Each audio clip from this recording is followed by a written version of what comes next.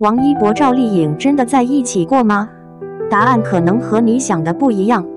在中國娛樂產業高速運轉的當下，明星早已不只是表演者，更成為被持續觀看、解讀與消費的公共符號。一次對視，一個無意識的動作，甚至一件看似普通的配飾，都可能在網絡語境中被無限放大，成為公眾情緒投射的載體。流量、輿論與想象力相互交織，使得角色與真人、作品與人生之間原本清晰的界限不斷被模糊。王一博與趙麗穎正是這樣一對長期被置於聚光燈與猜測漩渦中的名字。他們因電視劇有緋結緣，在熒幕內外留下了大量被反覆解讀的瞬間。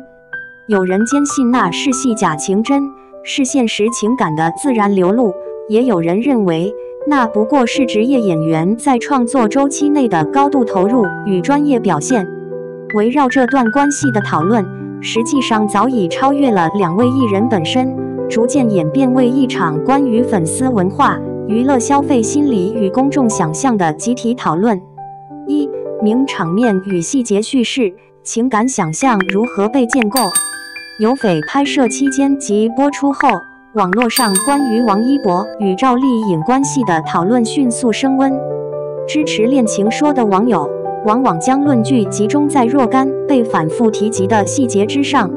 片場花絮中自然放鬆的相處狀態，等待拍攝時並肩而坐的畫面，對方說話時下意識追隨的目光。其中最具傳播力的，無疑是那段被稱為名場面的即興反應。趙麗穎吐出骨頭的瞬間，王一博幾乎沒有任何遲疑，伸手接住。這一動作並未寫入劇本，也非導演安排，而正因其非設計性，被不少觀眾視為情感本能的體現。在網絡評論區中，有人評價道：“這種反應騙不了人，只有真正親近的人才會這樣做。”雙引號。類似觀點迅速獲得共鳴，並被不斷轉述、強化，逐漸形成一種事實共識。在大眾敘事中，偶發性的細節被賦予高度象徵意義，成為證明真實情感的關鍵證據。二、骨頭項鏈的象徵解讀，巧合還是情感暗語？除了行為細節，物件也成為情感敘事的重要組成部分。王一博長期佩戴的一條骨頭造型項鏈，被不少粉絲視為重要線索。由於趙麗穎因早年角色而擁有骨頭的昵稱，這一巧合被反覆解讀為隱秘而堅定的情感表達。支持者認為，配飾的長期佩戴本身就意味着個人意義，而將其與對方昵稱聯繫起來，更被視為一種低調但持續的紀念。但反對者則指出，這種解讀更多源於粉絲的情感投射，而非事實依據。有網友理性評論，項鏈本身是常見潮流單品，賦予它特定含義，其實是觀眾在替藝人做情感設定。雙引號。正是在這種不斷拉扯的解讀中，一個原本模糊的巧合，被逐漸編織成完整的情感故事。三、專業表演與情感投射，被忽略的創作語境。不可否認，《有緋》是一部高度依賴演員化學反應的作品。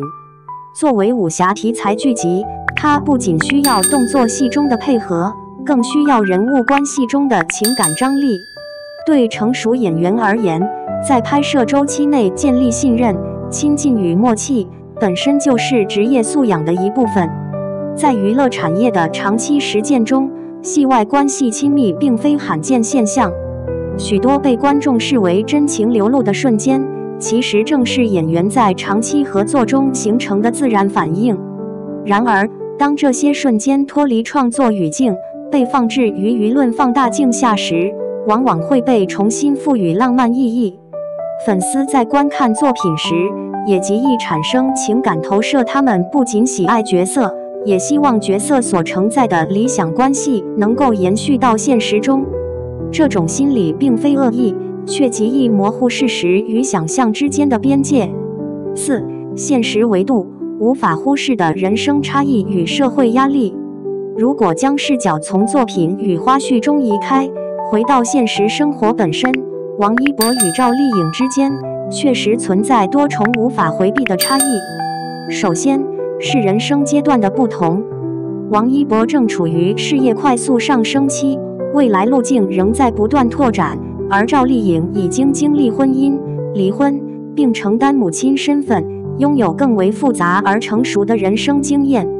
這種差異並非價值高低的對比，卻決定了雙方在面對親密關係時的關注重點並不相同。其次是社會輿論的現實壓力，在高度關注的娛樂環境中，年齡差、過往婚史、子女問題常常被放大為公共議題，甚至演變成道德評判。這些因素遠非私人情感所能輕易承受。5. 拒絕交換聯繫方式，邊界意識的象徵意義。在眾多細節中，有一個經常被忽略卻極具象徵意義的事件：王一博曾明確拒絕提供趙麗穎的私人聯繫方式。這一行為在網絡上引發了兩極評價，支持戀情說的人認為這代表疏離與否認，而更多理性聲音則指出，這恰恰體現了清晰的職業邊界與對隱私的尊重。在娛樂圈中，保持距離有時比靠近更需要勇氣。當所有曖昧都被期待、被消費時，選擇不越界，反而是一種成熟與自律。6. 熱度褪去之後，沉默本身也是答案。隨着時間推移，有匪的討論熱度逐漸消散，兩人未再制造新的話題交集，沒有被拍到的私下往來，也未刻意經營互動。這種長期的缺席，在某種意義上，本身就是一種態度表達。或許比起戀人，用知己或兄妹式情誼來形容他們的關係更為貼切。那是一種在特定創作階段相互欣賞、彼此尊重的合作關係，是藝術語境中短暫卻真實的共振。7. 輿論分裂，網絡評價的兩極聲音。圍繞王一博與趙麗穎的關係，網絡輿論始終呈現明顯分化。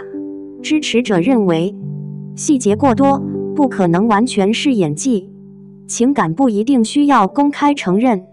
娛樂圈也存在低調處理關係的例子。反對者則指出，所有證據都建立在猜測之上，忽略了演員的專業性。過度解讀本身就是對藝人隱私的侵犯。這種分裂正體現了當下粉絲文化中理性與情感之間的持續拉扯。8. 結語，把選擇權還給當事人。